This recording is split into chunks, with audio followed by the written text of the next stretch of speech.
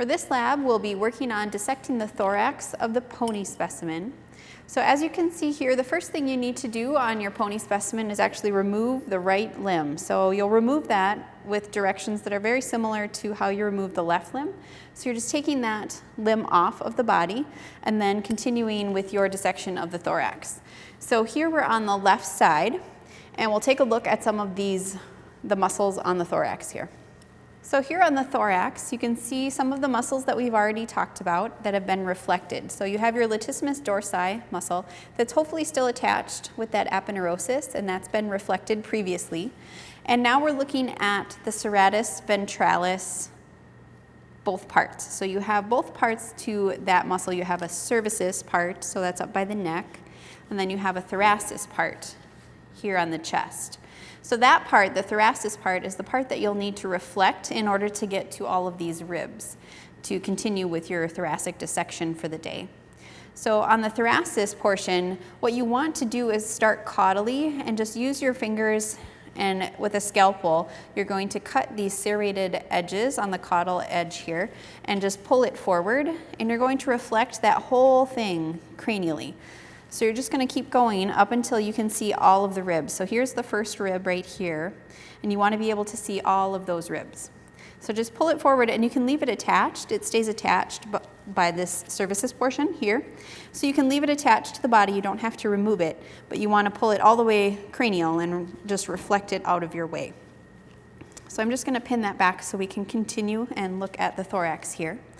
Another note, if you do have any skin left between your thorax and your abdomen area here, you want to remove that as well. So you may have just a thin strip, and you'll just take that off. And you can actually remove the skin completely. You can see I've taken it off here. There's no more skin left on the pony here. All right, so then what you're looking for is the Serratus dorsalis. You have cranialis and a caudalis portion. So again, you're going to see those serrated edges on this muscle. So that goes with the name, serratus, and then dorsalis because it's more dorsal, rather than ventralis, which was more ventral. So serratus dorsalis, cranialis is the more prominent portion here.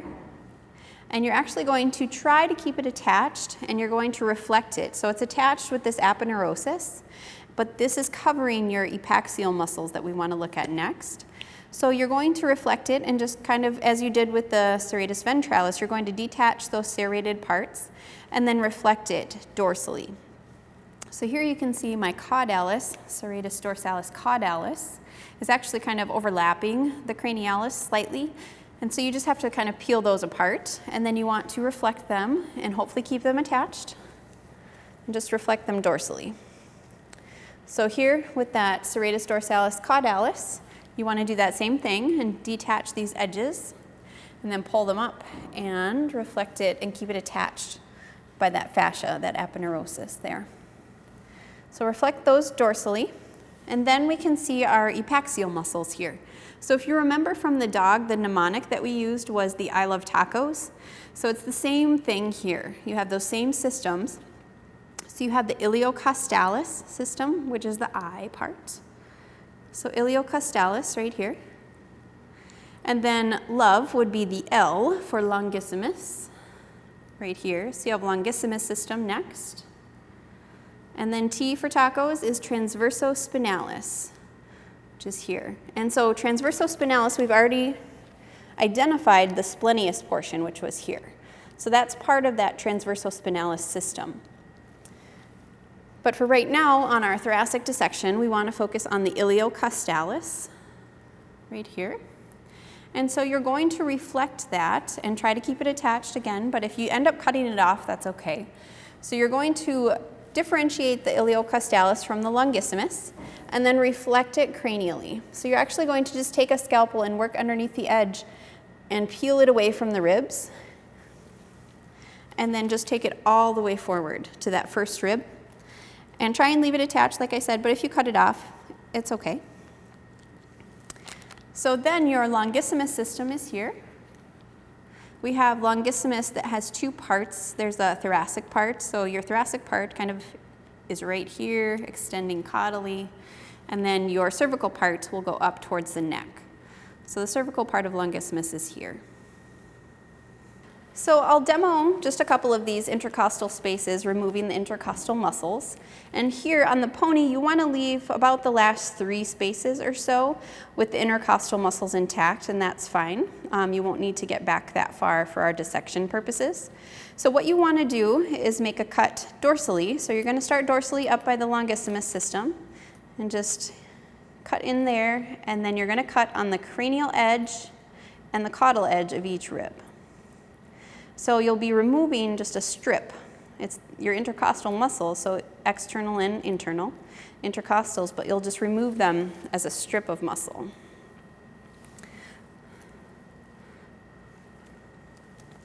So, and as you do this, what you're going to do is take your finger and stick it inside and palpate. So you're going to move down as you cut this and keep feeling for the line of pleural reflection is what it's called. So at a point, your finger will stop being able to go down. And so that's where the pleura is reflecting, and you need to stop at that point.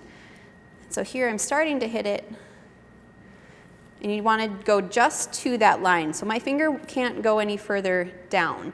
And so I want to stop my incision here, and then you just basically connect it to the other side.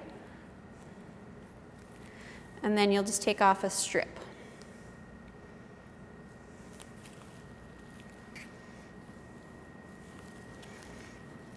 And then you can just discard these intercostal muscles. You don't need to save them. And for this dissection, I recommend having a bucket underneath your animal because we'll end up having fluids coming out of the thorax here as we do this dissection. So like I said, you're going to feel where that line of pleural reflection is, and then as you move forward, that line keeps dropping down further. So we'll do the next one. And again, you're just cutting cranially and caudally in that intercostal space and removing a strip of muscle. So if you can, try not to nick your diaphragm underneath, and then further up you'll have lungs that you're going to run into.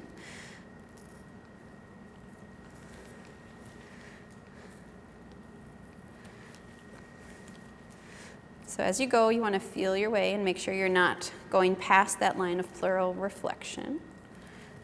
And about there, I'm starting to run into it, so then I'll connect my sides.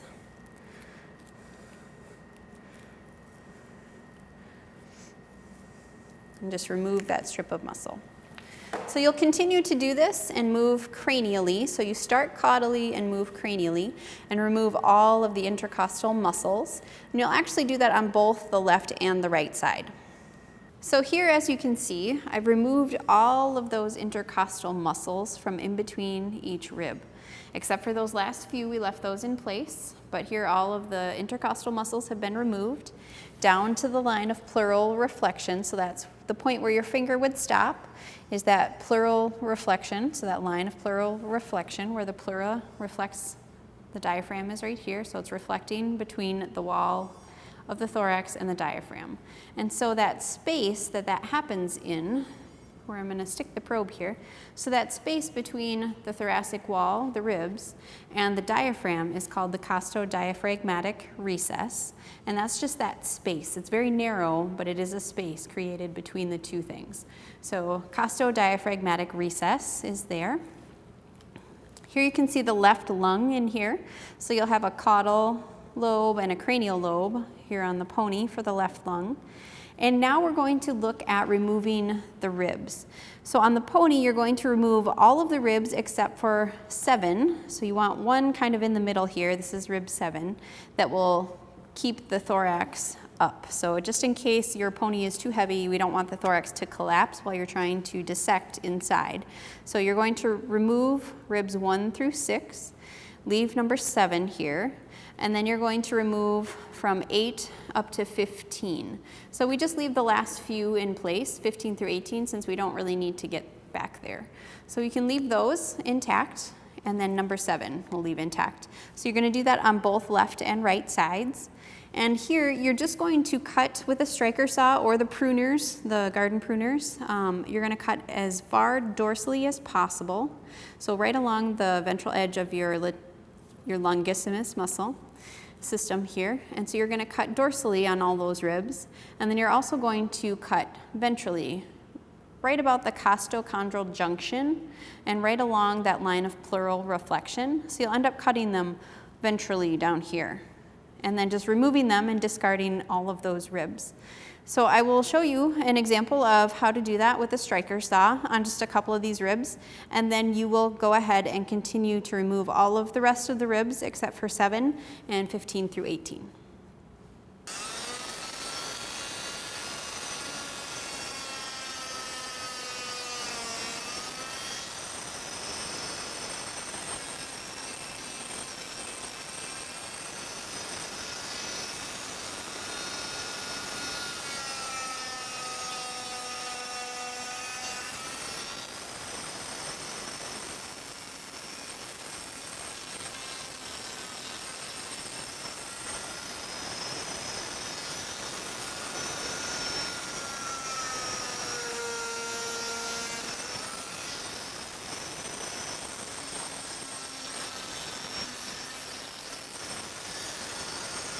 So now you can see that we've removed the ribs on this pony, and so all we have left is rib 7 and then the last few ribs here.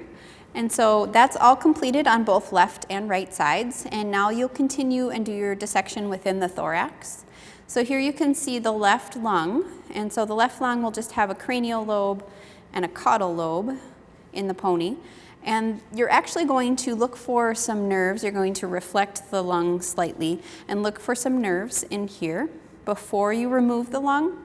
But for demonstration purposes, I'm going to go ahead and take out the left lung and then show you everything that you'll be able to see on this left side. So here I'm going to just remove the left lung. You'll be cutting it at the hilus, so that's where you have the bronchi and the vessels entering the lung. So you're going to go deep inside and kind of pull the lung away and reflect it, and you're going to cut those structures and then actually just pull the lung out completely. So once you do that, on the lung you can see there's all these structures, and so we have the primary bronchus would be here, and that's what's been cut away. And then the primary bronchus would then break into the lobar bronchi. So you'll have the lobar bronchi, and then those continue to split into smaller bronchi. Then on here we also have the pulmonary artery. So left pulmonary artery would be blue, going to the lungs. And then the pulmonary veins are all the red pieces you see here. So those would be returning and going into the left atrium of the heart. So pulmonary veins are red here, pulmonary artery here is blue, and then our principal or primary bronchus on the left side would be there. So now we'll go ahead and look inside the thorax. And here you can see that I've completed my dissection, but obviously there will be a lot more fat and fascia covering this area that you'll have to work through. So one thing you want to look for first is the vagus nerve. So that's going to be this one here. So that's what you're looking for before you remove your lung, so that you don't end up accidentally cutting it as you cut out your lung. So look for that vagus nerve before you take the lungs out. And then also you're looking for these lymph nodes. So in the pony, the tracheobronchial lymphocenter has tracheobronchial lymph nodes, which you can see one right there. So it's just this little guy right here. And then we also have the cranial mediastinal, caudal mediastinal lymph node right here. So caudal mediastinal lymph node along with the tracheobronchial lymph nodes creates that tracheobronchial lymphocenter. So you'll want to find those lymph nodes before you take out the lungs if possible. If not, you can look for them after you remove the lungs. Just try not to cut this vagus nerve as you take out the lung. Here you can see that cut edge of the left primary bronchus right there. Then on the vagus nerve, so we're going to follow the vagus nerve and try to find where it gives off this left recurrent laryngeal nerve. So that's the one that goes around the aortic arch. So your aortic arch is right here. So the left recurrent laryngeal nerve will just wrap around that, and then we'll go back up the left side of the trachea. So here you can see I have it dissected out here. The trachea is right here. And it just is in that fascia right alongside the trachea. So it would be kind of pushed in, attached to the trachea there. So left recurrent laryngeal nerve, you want to try and find that. Here you can also see the esophagus. So the brown tube running through is the esophagus. Here we can also see part of a thoracic duct. So I'll just elevate it here. But this is part of your thoracic duct here. Then we'll go back to that vagus nerve. So you'll continue to follow the vagus. You had vagus here, left recurrent laryngeal comes off, wraps around the aortic arch. Vagus nerve will continue. And you want to follow that and find where it branches. So here you can see a nice branching into a dorsal branch and a ventral branch. Then each of those will connect with the other side. So you'll have a vagus nerve on the right side doing exactly the same thing, and the dorsal and ventral branches then come together. So here you can see the ventral branch from the left side is connecting with the ventral branch from the right side, and then you would have the ventral vagal trunk from that point on. So here you can see the ventral vagal trunk on the ventral side of the esophagus. Then we have the dorsal branch on the left side, and that will connect with the dorsal branch from the right side further down the esophagus here. But here you can see from the left and dorsal branch from the right, they come together and form that dorsal vagal trunk right there. Then here, as long as we're in this area, I can point to a couple things on the diaphragm. So we have the esophagus running through the diaphragm, through the esophageal hiatus, which would be that hole it's going through right there. And then you also have this central tendon. So it's kind of that see-through part of the diaphragm. So central tendon would be here. After we take a look at a few more structures here, we'll actually look at the holes in the diaphragm a little bit more closely. Also on this left side, you can see the phrenic nerve right here. So you'll have to kind of work around that as you do this dissection and try not to break it. And we also have the sympathetic trunk. So sympathetic trunk is going to be way up inside the thorax, so I'll try and pull it up a little bit. It's hard to see, there's a lot of fat around it. But here I'm just going to pull it up a little bit. So it's that nerve running all the way along here. Oops. Up a little further. There we go.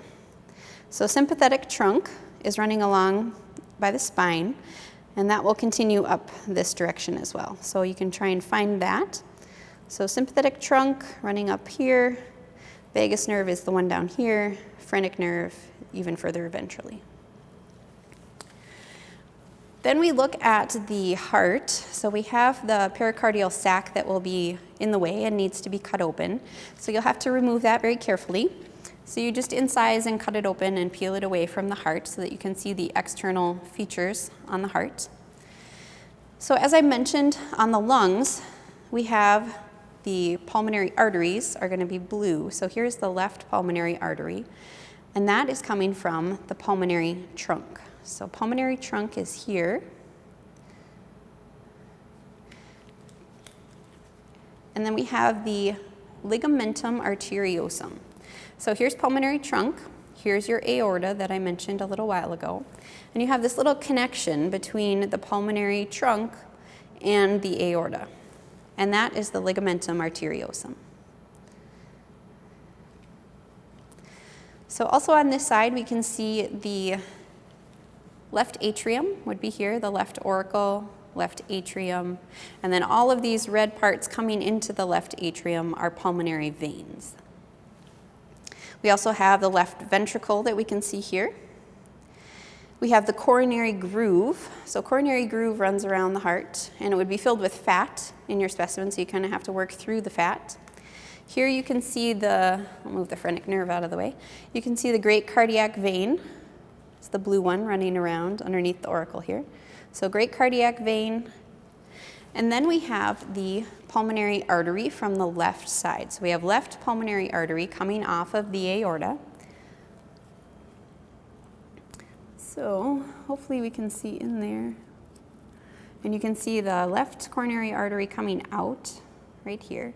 And then it will branch into these two parts. So you have the periconal branch here, And then you have the circumflex branch going around. So periconal going down, circumflex branch going around. And that's off of the left coronary artery.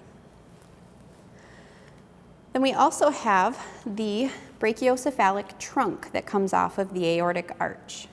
So here we have that aortic arch right here. And we have the brachiocephalic trunk is the really big artery right here.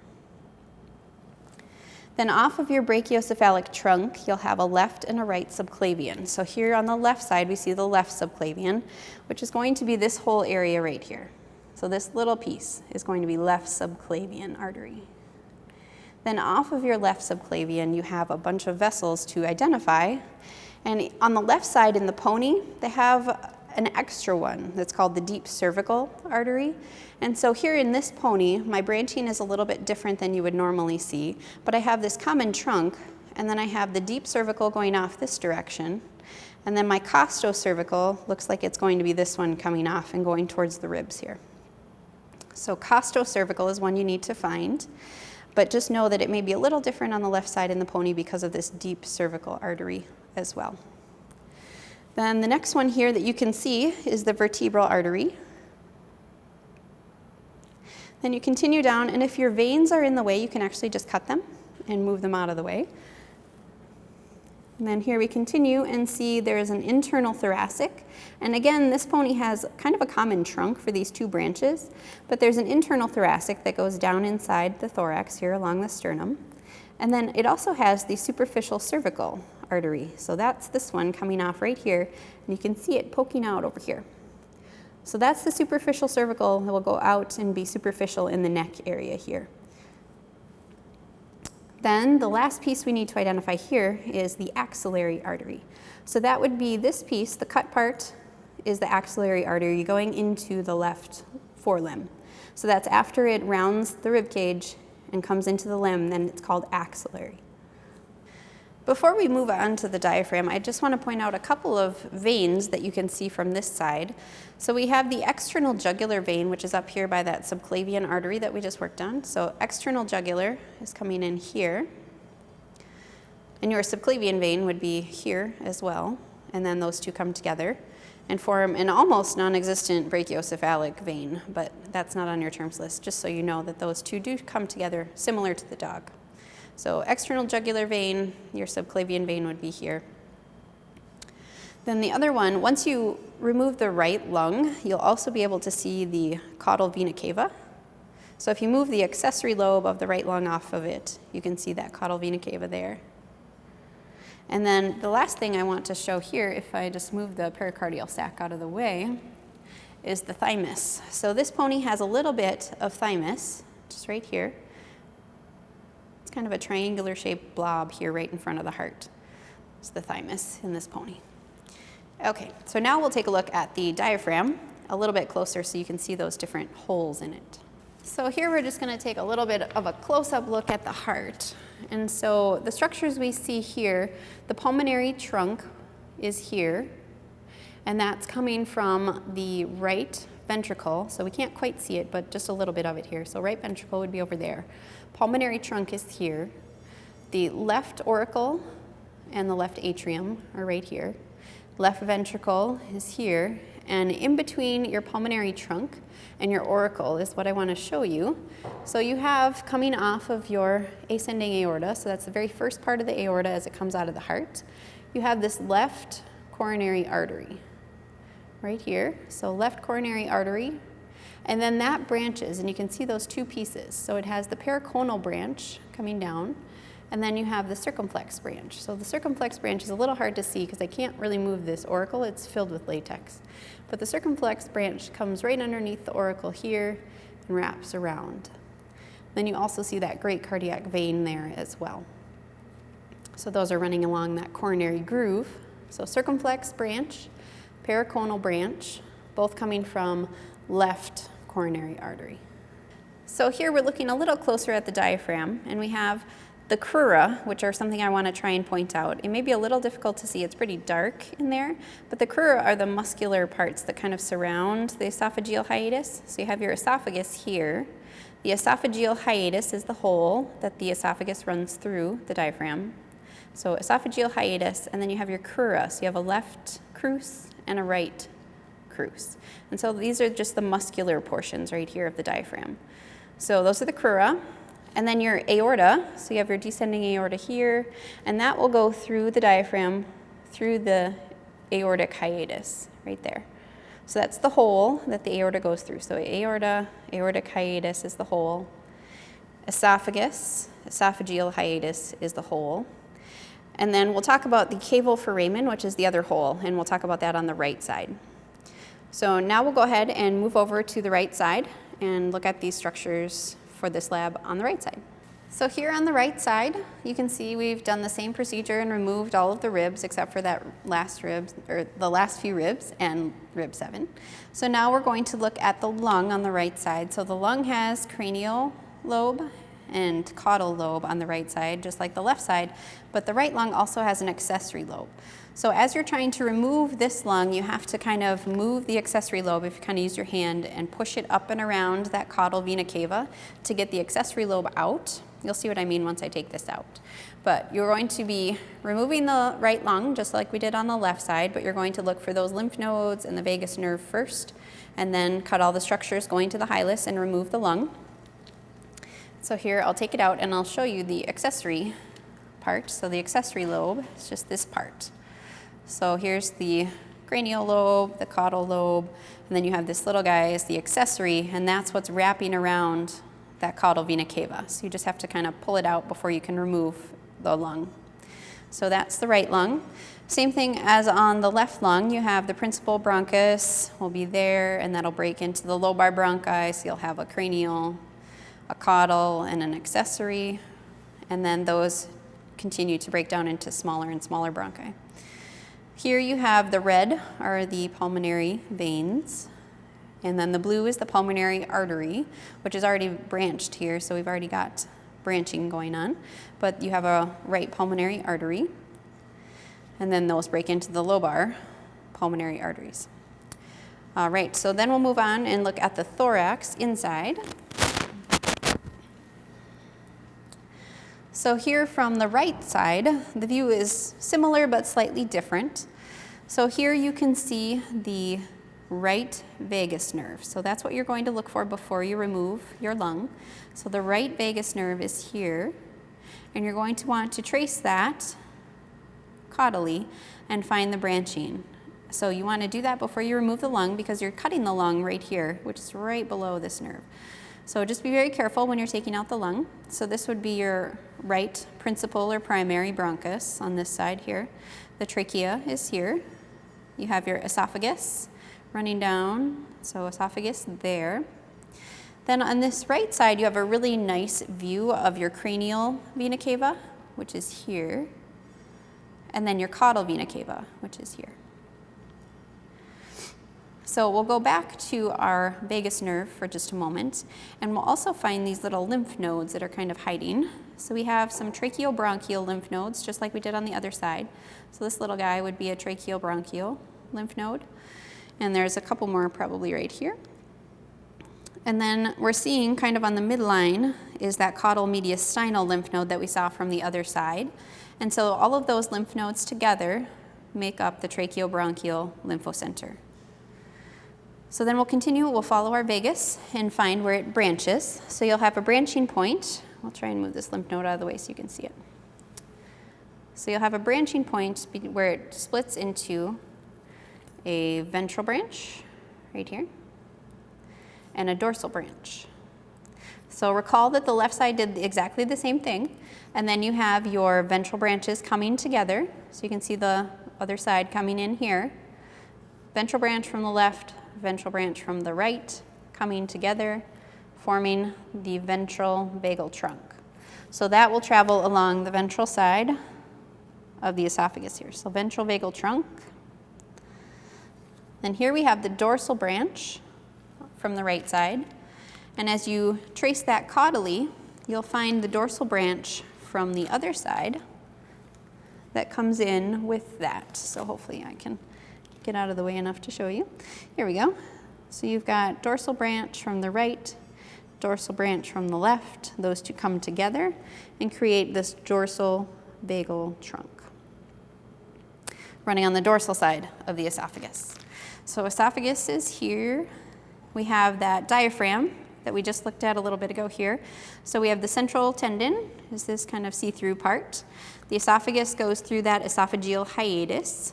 And it may be easier on the right side, slightly easier, to see the crura. So they're kind of surrounding that esophagus. So you can try and look at those. Then on this side, we also have the caval foramen, which is the hole that the caudal vena cava travels through in the diaphragm. So caval foramen would be right here, where the caudal vena cava goes through the diaphragm. Then we have some nerves to look at. So we already looked at the vagus nerve, which is this one here. Then we have the phrenic nerve, right there. And we also have the sympathetic trunk. So that's the one that's way up by the spine. So right here you can see, hopefully, sympathetic trunk, but you'll see kind of a white line running along the whole back. So that's the sympathetic trunk running along, and then hopefully you can kind of pull it out and see where that's going. So sympathetic trunk running all the way up here. So sympathetic trunk, vagus, phrenic nerves. Also, one thing to note on your vagus, you do have a right recurrent laryngeal nerve, but it's really hard to find and hard to see. I'll try and show you here on the demo.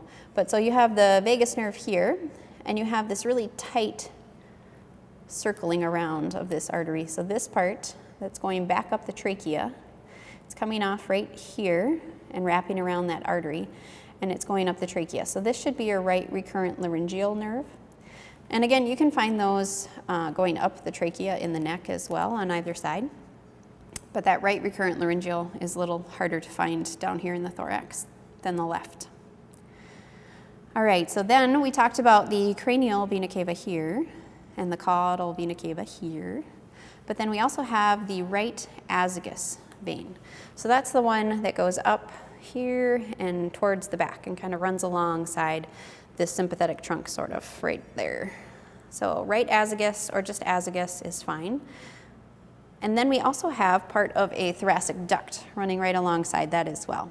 So it's pretty hard to see in this guy because it's not very full, but it's kind of this dark line right underneath your azygos vein. It's part of that thoracic duct there. All right, so then we'll take a look at the heart for a brief moment here. So you have this pericardial sac that needs to be reflected, just like the other side. So you can kind of just pop the heart out of there. Here you can see a little bit of thymus poking out here from the other side. So thymus there, pericardial sac is being reflected there. And then we'll take a look at the right side of the heart here. So you'll have the right atrium with the auricle. And then you have the right ventricle. This side, you just have the right coronary artery coming off of the aorta. And the right coronary artery will kind of travel around the coronary groove here.